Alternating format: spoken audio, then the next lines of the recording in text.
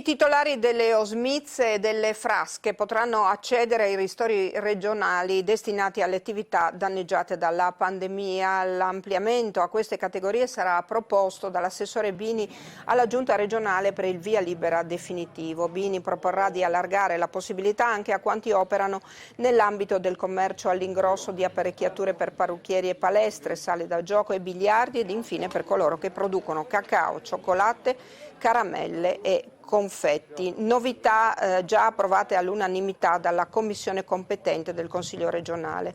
700 euro andrebbero a frasche o smizze private, 1000 a chi commercia all'ingrosso apparecchiature per parrucchieri, 1200 potrebbero andare alle sale da gioco e ai biliardo. In questo quarto bando, ha commentato Jacob del Partito Democratico, emerge la forte penalizzazione delle imprese che gestiscono campeggi e villaggi turistici. Secondo Jacob, inoltre, così come è stato previsto un sostegno per frasche e osmize considerandole attività complementari alle aziende agricole, lo stesso criterio dovrebbe essere esteso a tutte le attività secondarie del comparto agricolo, come ad esempio i settori dell'ortofrutta e del lattiero caseario.